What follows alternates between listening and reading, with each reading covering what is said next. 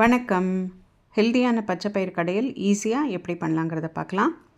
1 cup பச்சைப்பயிறு 2-3 தடவை wash பண்ணிவிட்டு 4-5 விசிலுக்கு குக்கரில் குக் பண்ணிக்கலாம். ஒரு பேன் அடுப்பில் வச்சு 2 டீஸ்பூன் எண்ணெய், 1/2 டீஸ்பூன் ஜீரகம், 1 வெங்காயம், 5 காஞ்ச மிளகாய், 7-8 பூண்டு பல் சேர்த்துட்டு 4-5 நிமிஷம் இதை நல்லா சாட்டே பண்ணிக்கலாம். இங்கே இந்த பச்சைப்பயிறு நல்லா குக் ஆகிடுது. ஸோ இப்போ இது கூட இந்த வதக்கி வச்சுருக்கிற வெங்காயத்தை சேர்த்துக்கலாம்.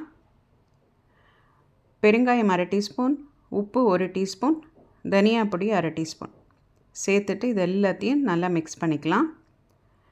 1 கப்பு தண்ணி, 1 தக்காளி கட் பண்ணதை சேர்த்துட்டு இதையும் நல்லா மிக்ஸ் பண்ணி கொடுத்துட்டு அடுப்பில் வச்சு ஒரு 5-6 நிமிஷம் நல்லா கொதிக்க வைக்கலாம். தக்காளியும் வெந்துடும்.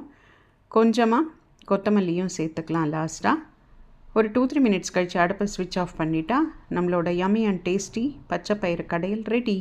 நீங்களும் ட்ரை பண்ணி பாருங்கள். தேங்க்யூ.